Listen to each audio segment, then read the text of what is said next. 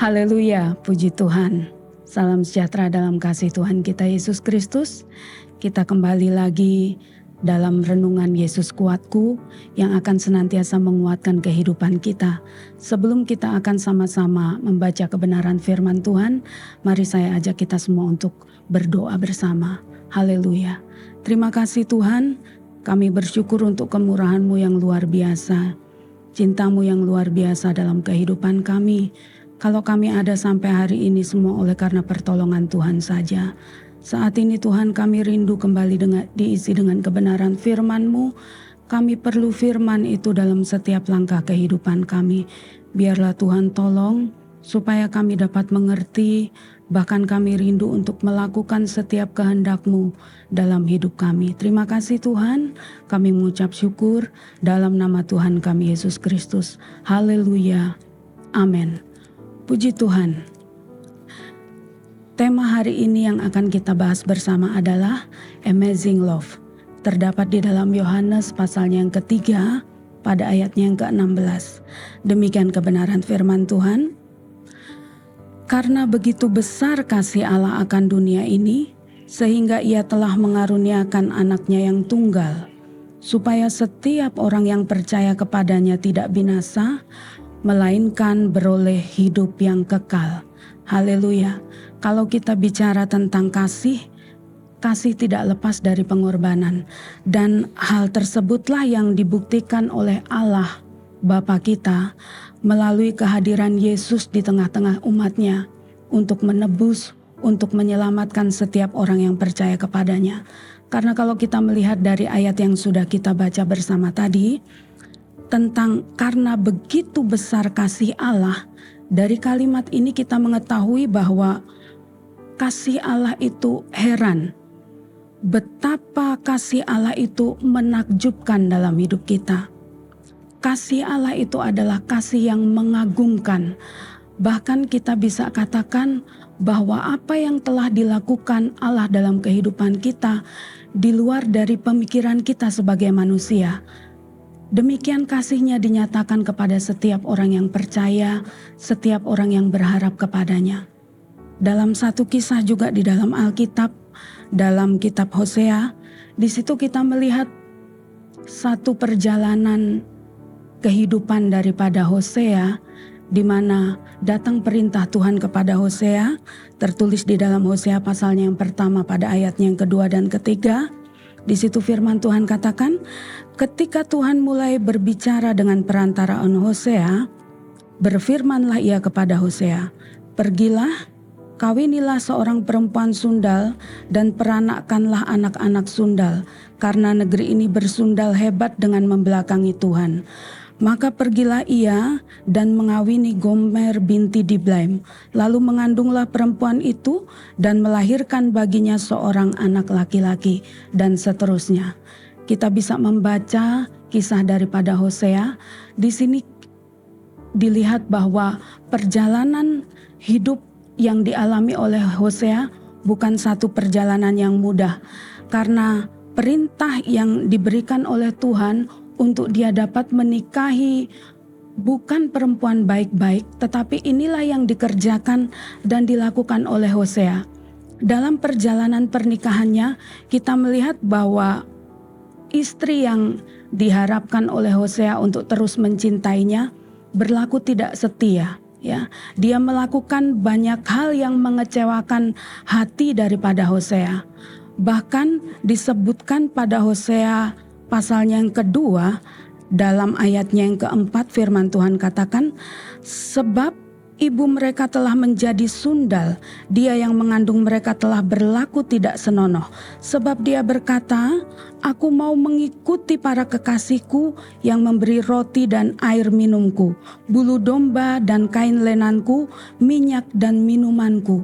Kita melihat bahwa apa yang telah dilakukan Gomer lebih mengejar kekasihnya yang menjanjikan materi berlimpah dalam kehidupannya.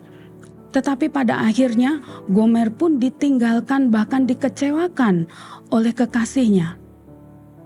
Tapi kita tahu bersama dalam ayatnya dalam pasalnya yang ketiga, pada ayatnya yang pertama sampai ayatnya yang kedua, datang firman Tuhan kembali kepada Hosea. Firman Tuhan katakan, "Berfirmanlah Tuhan kepadaku, pergilah lagi, cintailah perempuan yang suka bersundal dan berzina, seperti Tuhan juga mencintai orang Israel, sekalipun mereka berpaling kepada allah-allah lain dan menyukai kue kismis. Lalu aku membeli dia bagiku dengan bayaran 15 shikal perak dan 1,5 homer jelai." Dari ayat ini kita tahu bersama bahwa Hosea tetap menerima Gomer. Bahkan dia menebus Gomer dengan 15 shikal perak dan 13 homer jelai. Haleluya. Cinta yang luar biasa ditunjukkan Hosea kepada Gomer. Demikian pula yang dilakukan oleh Allah dalam kehidupan kita. Bahkan kalau kita melihat perjalanan bangsa Israel, bagaimana Allah begitu menunjukkan kuasanya yang luar biasa dengan berbagai macam mujizat, menuntun mereka dari tanah perbudakan kepada tanah yang penuh dengan kebebasan. Tetapi dalam banyak perkara, hati Allah dikecewakan oleh perlakuan, oleh sikap, bahkan oleh pilihan dari Israel sendiri. Tetapi cinta Allah yang luar biasa kepada umatnya sungguh membuat kita terkagum-kagum. Karena luar biasa kasih yang ditunjukkannya. Melalui berbagai macam hal, dia membawa kita, dia menuntun kita untuk kembali kepada Allah. Untuk kembali percaya kepada Allah. Bukan kepada hal-hal lain, Allah-Allah lain yang menjanjikan begitu banyak sukacita, menjanjikan begitu banyak hal-hal materi, menjanjikan begitu banyak kegirangan yang mungkin hanya dikerjakan sesaat saja.